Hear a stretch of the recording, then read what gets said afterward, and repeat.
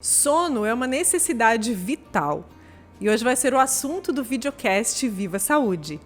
Não sai daí, já estamos no ar.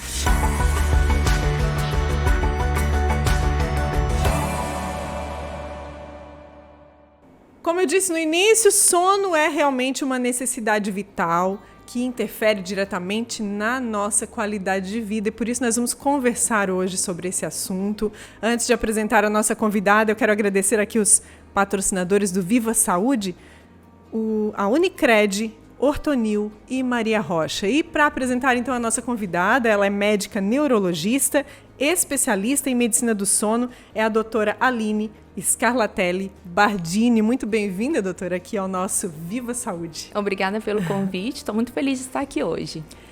Eu quero iniciar já falando da Semana do Sono. A gente passou aí no mês de março, viveu aí no mês de março, mais essa campanha, né? Vamos começar falando sobre ela. Tem tantas coisas para falar sobre sono, doutora, porque apesar de tão corriqueiro, ele interfere diretamente na nossa qualidade de vida, principalmente quando a gente negligencia, certo? Certo. E o que trata essa Semana do Sono? A gente está vendo aqui que a tua camiseta, né, está ilustrando bem essa campanha. O que ela representa? A Semana do Sono é uma ação mundial. O mundo inteiro falou de sono naquela semana e o mundo inteiro fala do mesmo tema. Esse ano, em 2022, o tema é sono de qualidade, mente sã, mundo feliz, mostrando o impacto que um sono de boa qualidade tem na nossa qualidade de vida. Então, a gente vive melhor quando a gente dorme bem.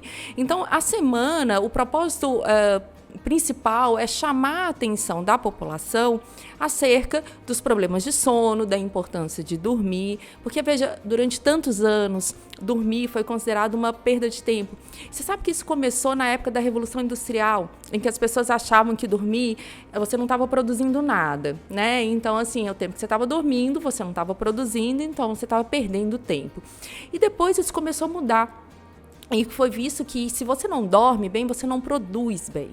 Então, aquele tempo, né, que é necessário, que é o tempo que a gente tem que dormir, ele é fundamental para você viver melhor e produzir mais durante o dia. Então, ainda bem, tem mudado esse conceito de que dormir é perda de tempo. Pelo contrário, quando você dorme, você vive mais. As pessoas que dormem menos morrem mais cedo. E quando você dorme bem, você vive bem também. Nossa, é bem significativo mesmo, sim, né? Bem significativo esse olhar para essa prática, né? Realmente a gente tem ouvido hoje, né, a necessidade, as pessoas que querem viver uma vida mais essencialista, né? Durma, porque isso faz parte da sua produtividade também, interfere na sua produtividade, né? Falando de qualidade de sono, ainda dentro do tema da Semana do Sono, o que é um sono de qualidade, afinal, doutora? Essa é uma pergunta difícil de definir só com uma resposta. Dormir bem é acordar bem.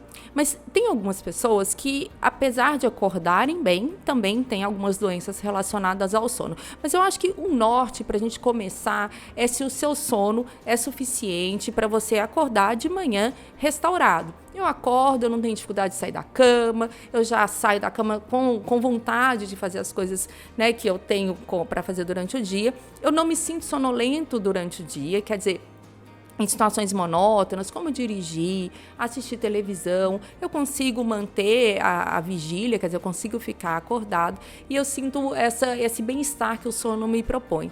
Mas é claro que tem pessoas que algumas pessoas têm necessidade de dormir menos, às vezes, com poucas horas de sono, ela já obtém esse bem-estar.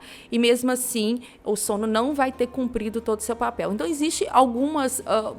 a gente não rotula mais que um adulto tem que dormir 8 horas. Mas a gente sabe que tem uma faixa, né, em que a maior parte das pessoas tem que dormir. Por exemplo, um adulto entre 7 e 9 horas. Então, se você cumpre uma média de horas, né, dentro dessa faixa e se sente bem, então isso é um bom começo para pensar que seu sono é um sono de boa qualidade, que ele está fazendo o papel dele. O que é o sono reparador? Sono reparador é um sono que você acorda disposto. É um sono que você acorda restaurado, com as energias prontas para poder render o dia. Porque uma das funções do sono, o sono tem várias funções, Elke. Uma das funções é preparar você para o seu próximo dia. né? Então, ela não é...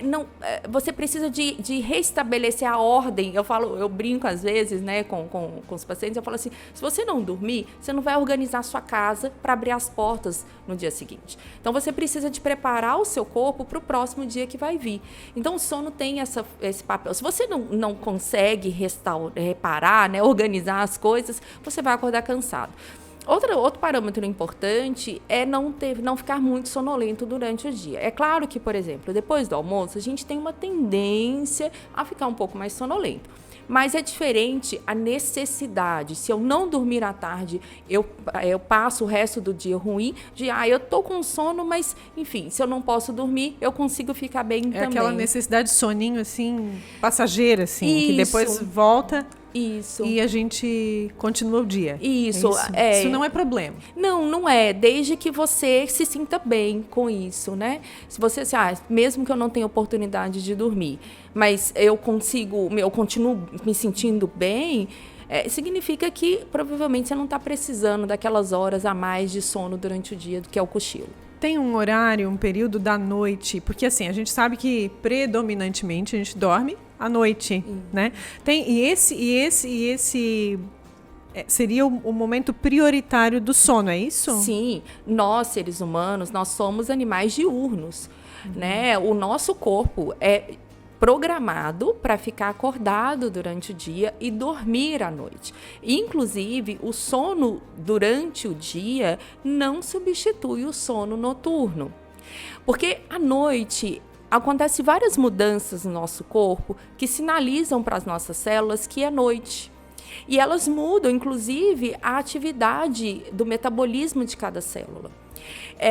O sono, o período que a gente passa dormindo, não é só a ausência de ficar acordado, né? Há muitos anos atrás, pensava-se que o período que a gente estava dormindo era a ausência da vigília, né? A ausência de ficar acordado, a gente dorme. Não. Na verdade, é um outro estado cerebral. Então, durante o dia, a gente tem uma atividade cerebral específica. Na noite, a gente tem outra atividade. Metabolicamente também, nosso metabolismo muda, né? Se é dia, acordado ou se é noite. Então, quer dizer, são dois estados que se completam e que são necessários. E esse sono tem que ser um sono, biologicamente, a gente é preparado, a gente é feito para dormir à noite. Quando a gente fala das crianças, eu já ouvi falar que o sono ele contribui, inclusive, com o desenvolvimento, crescimento. Isso é fato? Isso é verdade? Muito verdade. Tem alguns hormônios, tipo o hormônio de crescimento. Ele é sintetizado no período noturno de sono de ondas lentas, que é o sono profundo. Então, aquele ditado, né, que eu escutava quando eu era criança, olha, tem que dormir para crescer. É verdade. Então, a criança cresce durante o sono. Outro papel do sono que é fundamental é aprendizado. Sabe que tudo que a gente vê, que a gente adquire de informações durante o dia, ela é consolidada durante a noite. Então, aprender, o que o cérebro de uma criança mais quer é aprender, está ávido por novas conexões neuronais, que o aprendizado nada mais é do que conexão neuronal nova formando, isso é feito durante a noite. Então, durante o sono de ondas lentas, essas conexões são formadas e durante um estágio de sono que a gente chama de sono REM, que é um outro estágio, atividade cerebral bem diferente do sono de ondas lentas, é como se você estivesse lapidando aquele circuito neural. Quer dizer, é importante você passar por todas as fases de sono. Eu ia te perguntar isso agora, mas antes de perguntar quais são as fases de sono, aproveitando ainda isso que tu comentasse da aprendizagem, do processo de aprendizagem, aquela pessoa que escolhe ficar a noite em claro para estudar para a prova, ela está se prejudicando, se sabotando ou tá, de alguma maneira vai ter algum resultado com isso? Assim, a pessoa vira à noite para estudar para a prova e ela chega na prova, ela vai lembrar... Não lembra de nada. Ou vai lembrar por ter decorado. É o que a gente chama de uma memória de curta duração. Agora, a consolidação daquele conhecimento, isso é feito durante o sono. Então, você pode até conseguir lembrar naquele momento, horas depois, para fazer a prova, mas se você não, cronicamente continuar dormindo mal, esse conhecimento não é consolidado, ele não é fixado no seu circuito neural e ele não é lembrado depois. Então, eu falo, essa é uma estratégia que pode funcionar a curto prazo, mas a longo prazo ela não vai funcionar. Então é bom dormir. Tem que Estuda dormir mais cedo e dorme. Tem que dormir. Eu falo que hoje a gente é tão ocupado, né? A gente tem tanta coisa boa para fazer. Tem internet, tem aplicativo, né? Tem várias coisas. Então, se deixar, você passa o dia inteiro ocupado, né? Então, se você não priorizar que eu preciso de dormir 7 horas, eu preciso de dormir 8 horas, enfim, cada um tem a sua necessidade, e separar aquelas horas do seu dia para isso, você vai acabar cada vez diminuindo o seu tempo de sono. Você sabe que eu escuto muito no meu consultório assim, mas eu não consigo dormir mais cedo, porque eu tenho que chegar em casa, eu tenho que ficar com meus filhos, eu tenho que fazer isso, tenho que fazer aquilo, vou fazendo. Quando eu vejo, é 3 da manhã. Sim. E eu tenho que acordar às 7. Então, quer dizer, eu dormi 4 horas. Eu falo, a partir do momento que você priorizar o seu sono, você organiza o seu dia e você consegue fazer tudo o que você tem que fazer. É questão de organização. Questão de prioridade, né? Essa Exato. palavra é questão de prioridade. Todos têm as mesmas horas no dia, vão priorizar de maneiras diferentes, né? Isso. Falando dos estágios do sono, a doutora falou do sono REM, né, falou do sono reparador, enfim, eu não sei quais seriam essas fases importantes que a gente precisa vivenciar, né? Isso, a gente não dorme igual a noite inteira, isso é muito interessante. A gente tem 2 grandes grupos de sono, que chama sono não REM, e um tipo de sono que chama sono REM. O sono não REM é dividido em 3 etapas. Você sabe que cada uma dessas etapas tem uma função. Então, quando a gente começa a dormir, passar do estado de acordado para dormir, a gente entra em sono 1. Sabe aquele soninho do sofá, que às vezes você tá lá cochilando, passa alguém, desliga a televisão, mas eu tava vendo... Perdeu o fim do filme, claro. Sempre no final do filme, né? Eu tava vendo. Não, você tava dormindo. Quando isso acontece, você tá em sono 1, que é um sono que a gente ainda tem percepção do ambiente. Mas progressivamente você vai aprofundando esse sono, você vai entrando em estágios mais profundos, em que é mais difícil você acordar. E isso não acontece igual a noite inteira. A primeira metade da noite predomina o sono, então, que a gente chama de sono não REM, e o sono REM, que é esse sono tão importante para limpeza, para lapidação das nossas sinapses. O sono REM é o sono que a gente limpa. Muitas substâncias que a gente acumula no nosso cérebro, ele é feito na segunda metade da noite. Como assim substâncias, doutora? Durante o momento que a gente está acordado, o nosso cérebro está quebrando, usando várias fontes de energia. Isso produz, eu vou usar entre aspas, um lixo, né? Que é um produto do metabolismo. Você está gastando energia, você está, né, acordado com uma alta demanda metabólica. Então, à noite, ela serve para limpar o seu cérebro dessas substâncias que se acumularam durante o período que você ficou acordado. Então, isso é feito principalmente no final da noite. Em geral, para uma pessoa que dorme 8 horas, isso é feito depois da 4ª hora de sono, que a gente começa mesmo a ter uma maior concentração de sono REM, onde vai ter a maior limpeza do seu cérebro. Inclusive, tem alguns estudos que relacionam a privação de sono, as pessoas que dormem pouco, ao aumento do risco de demência, que seria a morte precoce de alguns neurônios por acúmulo de algumas substâncias, né? Chama beta-amiloide. Então, acredita-se que o sono ele tem um papel fundamental de limpar esse lixo que se acumula durante a noite, durante o dia, e aí a gente acorda de manhã com o cérebro bem limpinho. Muito bom, a gente está entendendo aqui melhor por que o sono é tão importante, né? Sim. Falando de horário de sono, tem pessoas que preferem dormir mais cedo, tem pessoas que preferem dormir mais tarde, porque o seu relógio biológico é regulado para isso, certo? Perfeito. Isso a gente herda geneticamente, existem genes que determinam mais ou menos como é o seu tipo, se você prefere dormir cedo e acordar mais cedo ou prefere dormir tarde e acordar mais tarde. Isso a gente chama, tem um nome técnico que chama cronotipo, que é se você é uma pessoa matutina, que é aquela pessoa que adora dormir super cedo e acorda cedinho. Acorda super cedo. Isso. E tem os vespertinos, que são aquelas pessoas que se sentem super acordadas, super ativas. Que produzem mais à noite. Isso. Tem muita artista que é assim, né? Tem alguns relatos de que, eu tava à noite, eu tenho inspirações.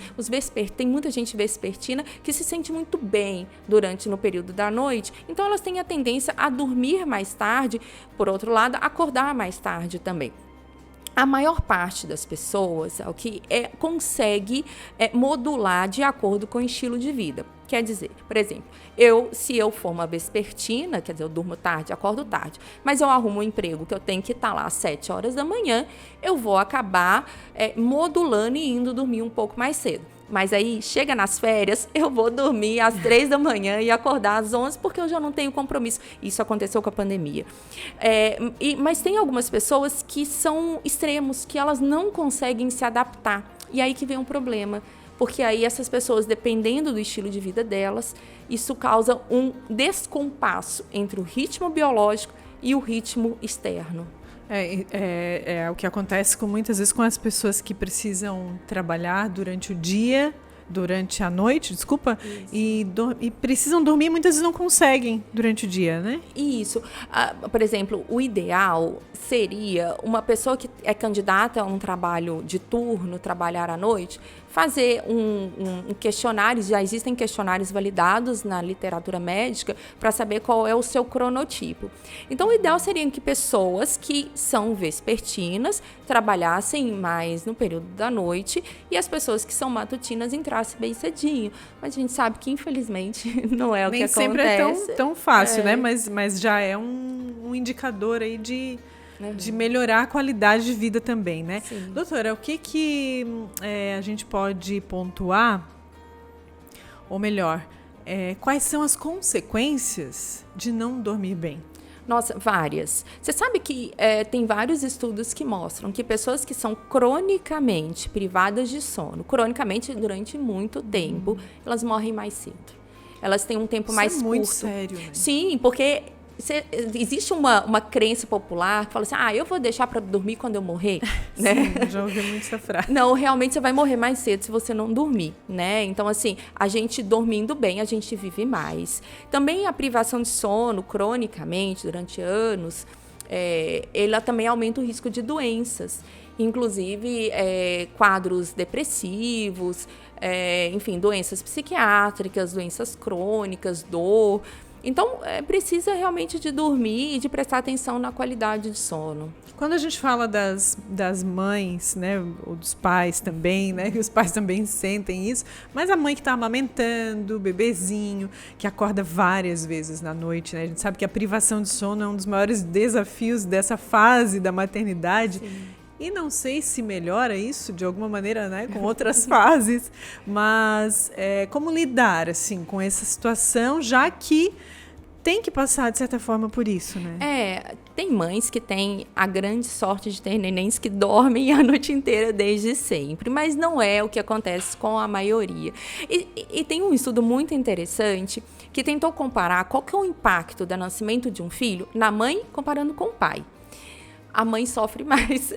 Pelo menos nos questionários de qualidade de vida, as mães foram pior, apontando pior qualidade de vida do que os pais, por mais que os pais também acordassem à noite. Os pais também acordam, sim, mas parece que a mulher, ela sente mais esse efeito da privação de sono. Bem, a criança vai passar por alguns estágios, onde alguns distúrbios do sono são mais frequentes, né? Tem o terror noturno, ali por volta dos 3, 4 anos, os pesadelos, que começam ali por volta dos 5, 7 anos, o sonambulismo, que vem ali por volta dos 10. Eu acho que o que eu oriento, porque acaba que é algo que não depende só de você, depende da criança. É claro, é muito importante investigar se a criança tem algum distúrbio do sono e tratar, né? Tudo isso que a doutora falou é passível de tratamento. Sim, passível de tratamento. Tem criança que tem insônia. E aí procurar ajuda, né, de um pediatra, especialista em medicina do sono, isso é fundamental. Refluxo, às vezes a criança acorda porque tem refluxo, às vezes a criança acorda porque tem apneia do sono. Então tem que olhar se o sono da criança realmente está dentro do esperado, se é um padrão esperado para aquela idade ou não. Mas se estiver tudo bem com a criança, se for uma situação, né, circunstancial, eu brinco, eu falo assim, olha, tenta achar ajuda na sua rede de apoio, né? Então a gente usa a avó, a gente usa a tia, a madrinha. Fica um pouquinho, eu preciso de descansar, descansa. A gente fala para a mãe, né, que tem um recém-nascido, no momento que ele está dormindo, tenta tirar um cochilinho, não vai substituir, mas vai amenizar. Mas ajuda. Ajuda. Esse cochilinho durante o dia também ajuda. Numa mãe que tem um bebê pequeno, melhor que tem que amamentar, ela vai aliviar principalmente aquele mal-estar que a gente sente quando a gente dorme mal, né? Mas é interessante porque essa rotina também de dormir pouco, a pessoa acaba se acostumando com isso também, né, doutora? Isso existe? A pessoa vai levando até um certo momento que ela não consegue levar mais, né? Porque quando a gente é mais jovem, a gente tolera melhor uma privação de sono, né? Mas à medida que o tempo vai passando e esse efeito é um efeito cumulativo, isso já não vai dando certo mais. E aí, sabe o que pode acontecer? Começa a aparecer de uma outra forma, um problema de memória, uma irritabilidade que a gente não sabe de onde que está vindo, né? Um desempenho ruim no trabalho, nos homens, inclusive baixa de testosterona e levando a distúrbios sexuais. Então, às vezes a gente vai empurrando e levando com a barriga, achando que não, eu estou dando conta das coisas, mas o corpo está mostrando que não. O cabelo pode cair, a privação de sono aumenta o ganho de peso, porque você acaba buscando alimentos mais ricos em carboidratos simples. Então, às vezes, você acha que você está indo bem, mas quando você vai ver... Acha que está tudo sob controle, não mas tá nada. Não é bem assim. A conta chega. Eu falo, a conta vai chegar. Um momento ela chega. Alerta importante aí, né? Para quem acha que está com a situação sob controle.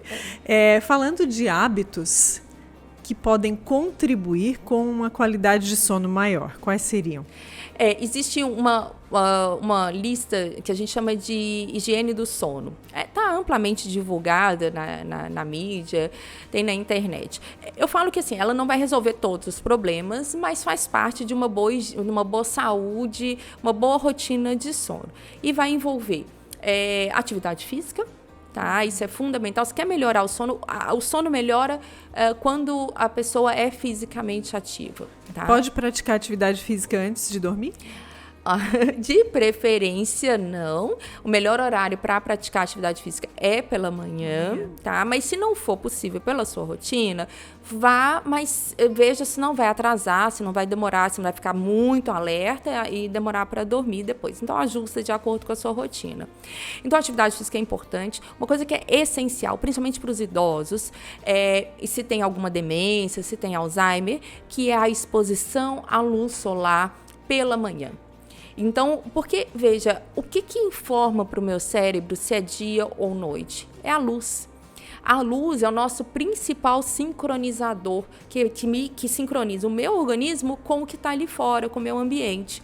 Então, quando você expõe o idoso ou o paciente que tem algum grau de demência à luz solar, você está falando, agora é dia, vamos ficar acordado. Quando você diminui a luminosidade, agora é noite, a gente faz isso com criança também. Então, isso interfere na qualidade do sono também. Total, é super importante. Então, a exposição à luz solar no período da manhã. Prestar atenção no que você está se alimentando, que você está comendo à noite. Então, alimentos ricos em gordura, em proteínas. Acaba que tem uma digestão mais difícil e pode atrapalhar a qualidade do sono. O álcool é uma ilusão. As pessoas acham, eu vou tomar álcool porque eu durmo mais rápido. Sim, você pega no sono mais rápido, a gente chama isso de latência do sono, que é o tempo que você deita na cama acordada até dormir, realmente o álcool encurta, mas o sono que você tem à noite é um sono de uma qualidade muito pior. É um sono mais fragmentado, é um sono com mais despertares, é um sono menos restaurador. Então, não ingerir álcool, cuidar das bebidas cafeinadas também é importante, porque a cafeína, para algumas pessoas, ela deixa acordada. O café, o chimarrão. O chimarrão, isso. Os chás, né? Isso, os chás que são alguns estimulantes. Chás, né? Isso. E mais uma dica muito importante, que é não insistir para dormir, Elke. O que acontece? Vai ter noites, todo mundo vai ter isso. Alguma noite que ela vai perder o sono. Tá preocupado com alguma coisa, né? Tem um compromisso, a cabeça não tá ajudando, né? Não tá relaxando. Não insiste, tá? Se você deitou na cama, com o horário que você está habituado a dormir, mas naquela noite você está mais ansiosa, mais preocupada e não consegue dormir, sai da cama, tá? Sai da cama, vai para um outro cômodo, faz uma atividade calma. De preferência com pouca luz, né? Porque lembra que a luz deixa a gente acordado. Então, faz uma leitura, se gostar de fazer um crochê, um trabalho manual, a leitura, alguma coisa. ela induz o sono, assim, ela facilita? Ela ajuda. Né? Isso, ajuda. E aí, quando você sentir sono, de novo, você volta para a cama e mantém o seu horário de acordar. Eu sei que aquele dia vai ser ruim, né? Porque você dormiu pouco. Mas a próxima noite você vai ter o que a gente chama de mais pressão de sono. Então, a tendência é que você durma com mais facilidade. Quem fala de quadros de ansiedade, assim, que chegam para ti muitas vezes com quadros de ansiedade. Doutora, não consigo dormir porque fico preocupada com tudo, estou sempre ansiosa. Isso já é um ciclo vicioso, assim. Sim. Qual a tua orientação nesse quadro? Eu escuto muito, assim, eu não desligo, nunca, né? Eu deito na cama, minha cabeça começa a pensar um monte de coisa e o meu sono não vem e eu fico irritado porque eu tenho que acordar cedo, porque eu quero dormir, eu não consigo. Isso gera mais ansiedade. Mais ansiedade, mais estresse. Então, o primeiro passo é procurar ajuda, né? E procurar ajuda não necessariamente é procurar ajuda de remédio. Né? Então, a gente tem que procurar a ajuda de um profissional capacitado para fazer o diagnóstico. De fato, alguns pacientes precisam de medicação para ajudar a induzir o sono. Muitos durante um curto período de tempo, outros durante um tempo maior. Mas uma coisa é muito importante, tem para a insônia, que a gente chama de insônia primária, que é aquele paciente que tem dificuldade em dormir durante um tempo maior, ou durante a fase aguda também, a gente pode usar a terapia cognitivo-comportamental, que são técnicas que quem aplica geralmente é a psicóloga do sono, o médico do sono também pode aplicar, que vai ajudar o paciente a restabelecer o ritmo de sono dele. Isso é muito interessante, porque você resolve o problema sem ter que usar remédio. Coisa boa, né? Super. Agora falando do remédio, da medicação, pessoas que naquele dia resolveram tomar metadinha de um comprimido, né? Da vizinha. Porque eu precisava dormir bem. E isso acaba vindo para sua rotina de alguma maneira. Isso tem o risco da dependência? Isso pode... Que riscos isso pode trazer? Sim, sem dúvida. Algumas medicações que são amplamente usadas, muitas vezes não prescrita por médico, outras vezes prescrita por médicos, elas podem causar dependência. E aí só dorme com a medicação. E acontece um problema que também é a tolerância. Aquela dose que no início funcionava já não funciona mais. Então aumenta a dose, troca o remédio, mas nunca resolve definitivamente o problema. Então é importante procurar a ajuda de um profissional. É importante procurar a ajuda de um médico do sono ou de um psiquiatra para ajudar a resolver esse problema de uma forma definitiva. É possível? Totalmente. Doutora, tem alguns distúrbios que eu andei pesquisando, assim, e achei alguns me chamaram a atenção, mas eu vou citar aqui 8 principais distúrbios. Insônia, apneia do sono, sonolência excessiva durante o dia, sonambulismo, síndrome das pernas inquietas. Isso eu nem sabia que tinha uma relação com o sono, olha só. Bruxismo, narcolepsia, paralisia do sono. Pode falar um pouquinho sobre esses distúrbios? Assim, eu nem sabia que tinha tanto problema para que o sono não seja de qualidade. Exato. A insônia a gente falou, né, um pouco, que é essa dificuldade em relação ao sono, dormir ou manter o sono, acordar muito cedo. A apneia do sono, se você dar uma dica, qual que é a suspeita se eu tenho apneia ou não, é o ronco. O ronco, apesar de ser muito comum, ele não é um fenômeno normal do sono. Ronco significa que o ar está passando com dificuldade em algum momento, algum ponto da via aérea. Isso tem que ser investigado. Pode ser uma obstrução mais grave, que é a apneia do sono, uma obstrução maior, ou às vezes pode ser que o paciente mantenha a ventilação. A apneia do sono é quando interrompe essa ventilação, a respiração. Isso, pode ser parcialmente ou totalmente. O grau vai depender do número de vezes que o paciente faz isso numa noite. Mas o sinal de alerta é o ronco. né? Tá roncando, vai olhar o que é que tá acontecendo. Um ronco habitual, né? Aquele ronco que é frequente todos os dias, não só quando tá com o nariz trancado, gripado, com algum tipo de alergia. Difícil até a pessoa admitir que ronca, né? Não, ronco, que isso? Não. Isso, geralmente quando o paciente vem, ele fala assim, olha, eu não sabia que estava acontecendo isso, mas me falaram, a minha esposa ou meu marido me disse que eu tô roncando e pediu para eu vir aqui, porque é uma causa de insônia no parceiro ou na parceira. Também, né? sem dúvida. Mas o ronco, ele, quando a pessoa identifica esse problema, ele deve procurar o especialista. No caso, ele pode te procurar? Sim. Ou ele tem que procurar alguém que esteja mais ligado à causa do problema dele? Na verdade, tem que identificar a causa e procurar o tratamento específico. Mas faz esse encaminhamento também, se for o caso. A medicina do sono ela é multidisciplinar. Participa o otorrino, o pneumologista. Muitas vezes a gente encaminha para nutricionista para perda de peso, e isso resolveria o problema, né? Então, alguém tem que começar a investigação e direcionar de acordo com o quadro. Seguindo aqui, sonolência excessiva durante o dia. Isso, é se sentir sonolento em situações monótonas. A gente tem uma escala para avaliar isso, a gente aplica essa escala no consultório, que chama escala de Epworth. No Brasil, a média, a gente aceita como normal até 9 pontos nessa escala. Acima de 9, a gente já considera como uma sonolência excessiva. A principal causa de sonolência excessiva diurna na população, adivinha? Privação de sono. Né? As pessoas estão dormindo menos e aí ficam sonolentas. Mas os outros distúrbios do sono também podem levar a sonolência excessiva diurna, a própria narcolepsia, que é uma da que está aí na lista. Sim. O sintoma principal é dormir, ser muito sonolento. Então é importante o médico identificar. Muito curiosa, inclusive, esse distúrbio muito curioso. Narcolepsia é aquela situação em que a pessoa do nada apaga, dorme durante o dia. Tá comendo, dorme em cima do prato. É isso? Isso, é isso mesmo. A narcolepsia, ela envolve uma alteração no que é no próprio no cérebro mesmo, que a pessoa acaba produzindo menos uma substância que faz a gente ficar acordada, que chama hipocretina ou orexina. Isso pode acontecer é uma doença autoimune, a causa é autoimune, pode ser adquirida ao longo, né? A pessoa não nasce, às vezes, né? Ela não vai nascer com a narcolepsia, ela vai adquirir isso ao longo da vida. E aí é uma situação que o paciente tem ataque de sono. Porque quando a gente está sonolento... Ela pode estar dirigindo e... Sim. Quando a gente está sonolento, a gente começa... Nossa, parece que eu estou com sono. Nossa, meu olho está meio pesado. Mas nota que é uma evolução gradual. Até uma hora que aquilo ali não dá e eu caio, eu pisco, né? A gente fala pescou, né? Faço aquela pescada e acordo. O ataque de sono é diferente. O ataque de sono é uma sonolência súbita, né? O paciente, ele é ataque mesmo. Que risco de grande, sono. né? Para ela e para outras pessoas. Isso também. entra, inclusive, no diagnóstico diferencial com epilepsia, porque a pessoa pode cair no chão e dormir, né?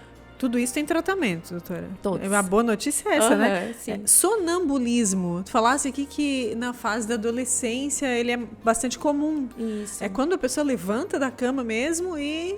Ela tá de olhos vai abertos. pra sala, conversa com alguém, é isso? E sim, ela tem comportamentos complexos do tipo abrir maçaneta, abrir gaveta, ela tá de olhos abertos, mas ela não tem consciência do ambiente, ela tem uma amnésia do que aconteceu.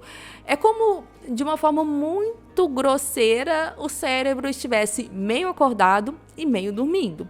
Então, vai ter alguns comportamentos de vigília, que é andar, que é, por exemplo, abrir porta, descer escada, mas a pessoa está com atividade em sono, ela não tem memória, ela não sabe, ela não tem muita percepção do ambiente.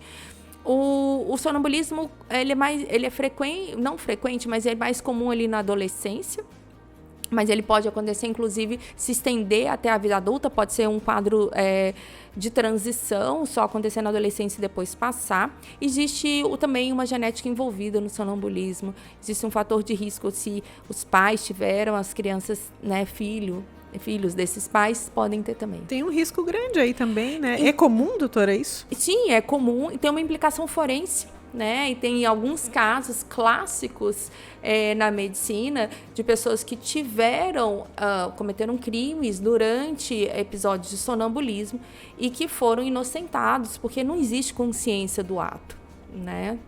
Não existe consciência do ato. Muito curioso. Há pouco tempo atrás ocorreu um acidente, se não me engano foi em Salvador, de uma criança que, infelizmente, acho que ele veio a óbito porque ele pulou da janela durante um episódio de sonambulismo. Ele era uma criança, acredito, em torno de 10 anos.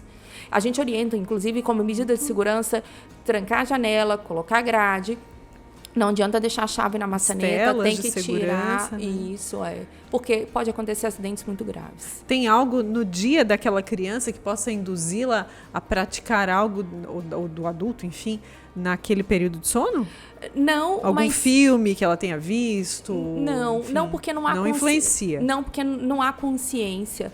Mas se a criança, né, ou adolescente teve um dia muito agitado, com um sono muito fragmentado, porque a fragmentação do sono, sem que o paciente tenha um despertar completo, pode levar a um sonambulismo. Então, dependendo de como foi o dia, pode acabar tendo um episódio à noite. E aquilo que se falava, né, de não acorda um sonâmbulo, porque ele pode, sei lá, né, acontecer alguma coisa horrível. Isso é mito ou é verdade? Não, isso acontece porque... O que deve fazer? Deve conduzir ele para o quarto? Isso, conduzir com segurança, tá? Porque veja que a percepção do ambiente está alterada. Então, às vezes, se você chegar com muito ímpeto para poder impedir aquela pessoa que está no episódio de sonambulismo, não intencionalmente, ela pode acabar revidando porque a percepção está um pouco alterada. Bem, a gente passa por isso quando a gente está começando a dormir. Já deve ter acontecido, não sei se já aconteceu com você, mas comigo já aconteceu, de quando começa a dormir, se alguém chega perto, você toma aquele susto, porque a sua percepção, você tem percepção, mas não é uma percepção totalmente fiel à realidade, e é o que pode acontecer. Sim. Mas a agressão não é intencional. Sim. Síndrome das pernas inquietas. Comum. A gente vê bastante na nossa prática clínica. É um quadro que, ainda bem que tem crescido a informação a respeito e os médicos têm prestado, os médicos não são diretamente médicos do sono, prestado bastante atenção nisso. Mas a perna inquieta, ela é uma sensação de agonia, que inicialmente é nas pernas, que acontece no final do dia, na hora que a pessoa vai começar a descansar, não necessariamente na hora que ela vai dormir, que ela tem que movimentar para aliviar, e se ela tentar ficar parada, ela não consegue, dá uma agonia. Isso dormindo? No início, na hora que ela vai, no período da noite, no horário que ela vai começar a dormir ou no período que ela vai começar a descansar. Ela sente aquela agonia nas pernas. É comum a história, o paciente falar assim, olha, na hora que eu vou deitar na cama, começa a me dar uma agonia, eu fico esfregando a minha perna, eu faço massagem, eu estico a perna, eu dobro a perna, eu levanto, eu saio andando pela casa, porque não é dor, é uma agonia. A sensação geralmente não é dolorosa, é uma sensação até difícil de descrever. E aí, depois o paciente acaba dormindo, mas isso pode levar à fragmentação do sono também, porque acontece o movimento de pernas durante a noite. Mas qual a causa disso? Então, a causa não foi totalmente esclarecida. A gente tem associada... Mas é neurológica. É neurológica. Isso. Basicamente, é a falta do ferro dentro do sistema nervoso central e também a alteração de uma substância que se chama dopamina. Esse é o princípio do nosso tratamento. Por isso que o remédio que a gente dá, ou a gente, em crianças e gestante, que acontece em gestante bastante, ela é o ferro, né? O sulfato ferroso, o ferro, ou um tratamento que a gente usa nessa via de dopamina. Interessante que a gestante, ela sofre de insônia, inclusive, né? Sim. Pessoas que nunca tiveram dificuldade para dormir durante a gestação ficam... Quando a barriga está muito grande, é difícil de respirar, a bexiga toda hora quer ir ao banheiro, fragmenta o sono mesmo. Tem gente que fica sonolenta. Já é um treinamento. Bruxismo e paralisia do sono. O bruxismo, são duas situações, né? São duas situações diferentes. O bruxismo é esse apertamento dos dentes durante o período noturno que leva a um despertar, a um sono de má qualidade. Geralmente o dentista conduz bem porque o bruxismo pode, às vezes, até secundar alguns remédios ou até mesmo alguns distúrbios do sono, como a apneia, existe uma associação. E a paralisia do sono, ela acontece em pessoas que não tem nenhum distúrbio do sono. A paralisia do sono, ela é um distúrbio do sono quando ela se torna recorrente, mas é um fenômeno que pode acontecer em pessoas privadas de sono. É a acentuação que você acorda e não consegue se mexer. Não sei se você já teve isso. Eu já tive na época de residente, que a gente dormia muito pouco, dava muito plantão, e uma vez eu acordei no meio da noite e não conseguia me mexer.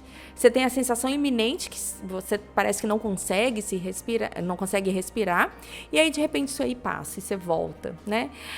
Isso acontece quando você desperta durante o sono REM. Durante o sono REM é o momento que a gente se sonha. Profundo. Isso, bem profundo. E aí, o que acontece é que há um fenômeno... Eu falo que falar de sono é empolgante. Nossa, é inesgotável. Olha que lindo que acontece no nosso corpo toda noite. Quando a gente está no momento de sono REM, que é o momento que a gente está sonhando, acontece um fenômeno que a gente chama de atonia. A gente perde o tônus muscular de grandes grupos musculares. Basicamente, é o diafragma e o movimento de olhos que continuam com o tônus muscular. Isso é a atonia, a perda do tônus. Exatamente, acredita-se que por a gente estar sonhando, por exemplo, se eu estou sonhando que eu estou correndo, eu não vou sair correndo, né? Porque meu músculo, meu cérebro está correndo, a ativação de áreas motoras, né? Que realmente faz a parte da gente correr, mas a minha perna está parada. Então, se você desperta nesse momento, mas é um despertar parcial, quer dizer, você continua ainda em sono REM, mas você despertou, você fica paralisado, porque não tem tônus. Até que isso aí passe. Tem uma dica. Para você sair desse estado, 2 coisas vão te tirar. Se você pensar fixamente numa coisa, tipo, vou acordar, você vai acordar. Então, se você lembrar disso, pensa fixamente, tipo, vou mexer meu pé, que sai desse estado. Ou se alguém tocar em você. Mas eu brinco, como é que você vai avisar para outra pessoa? Tá paralisado, encosta em mim. Não tem jeito. Então, fixa o pensamento num movimento. Eu vou mexer meu pé, que isso aí te tira desse estado. Olha, doutora, realmente esse assunto sono é inesgotável. A gente está caminhando para o finalzinho dessa edição do Viva Saúde. Acredito que muitas pessoas que estão em casa talvez pensem, puxa vida, não sabia nada sobre o sono e nem a importância dele, né? E o mais interessante é que é um direito e uma virada, né? Aprender a dormir bem, né? Pra gente finalizar, já que tu falasse de sonho, já que tu falasse, eu não posso terminar essa edição sem te perguntar sobre isso, assim. Sonhos, eles são uma forma também de fazer essa conexão com outro dia. Já me disseram que o sonho ajuda também a organizar as ideias nas gavetinhas do teu cérebro. É isso mesmo? É importante sonhar? É isso mesmo. A gente sonha todas as noites, se você faz sono REM, mas nem sempre você vai lembrar do seu sonho, porque depende do momento que você acorda. Se você acorda no momento que você está fazendo sono REM, você vai lembrar, nossa, eu estava sonhando com isso. Se você acorda num outro estágio, como eu falei, no estágio 2, no estágio 3, você não vai lembrar do que você sonhou alguns minutos antes, mas a gente sonha. O sonho é ainda um mistério, né? Assim, existe a interpretação da psicologia na área, principalmente da psicanálise, né? Mas, em geral, a gente sonha com elementos da nossa vigília, tá? Então, você vai sonhar com alguns detalhes que talvez passaram no seu dia e você não percebeu conscientemente, às vezes eles vão voltar. Mas eles, acredita-se que tem essa função mesmo de organizar os pensamentos, tem a questão de realização de alguns desejos que a gente bloqueia, né, que não são permitidos. Mas é maravilhoso isso aí, né, porque, olha, Você sabe que durante o momento que a gente está sonhando, que é o sono REM, a nossa atividade metabólica do nosso cérebro é muito parecida com o momento de vigília. Então, quer dizer, o cérebro está extremamente ativo durante o sono REM. O sono REM, então, faz essa limpeza que eu comentei anteriormente, faz a lapidação dessas novas conexões neuronais que a gente formou durante os outros estágios do sono e faz a gente sonhar, talvez, para a gente realizar alguma coisa aí, enfim, né, fantasiar alguma coisa que a gente talvez não conseguiu fazer em vigília. Doutora, muito interessante essa conversa contigo. Eu tenho certeza que eu vou procurar dormir melhor a partir dessa conversa e acredito que muita gente que está nos assistindo e nos ouvindo também. Quero te agradecer a presença aqui. Obrigada. E a gente esteve aqui com a doutora Aline e dizer que tu estás à disposição aí para quem precisar, né? Optar, né, por decidir. Isso. Quero dormir melhor, preciso de ajuda. A ajuda está aqui, né? Estou à disposição. Então, muito obrigada. Obrigada pelo convite. E eu acho maravilhoso falar sobre sono, que eu falo, a natureza inteira dorme. Se dormir não fosse importante, você acha que já não teria sido eliminado da nossa evolução, né? Então, assim, vamos falar, se eu preciso de dormir tantas horas, eu vou organizar o meu dia com o resto que sobrar. Aí vai dar tempo, vai dar certo. Verdade, muito bem lembrado. Muito obrigada mais uma vez.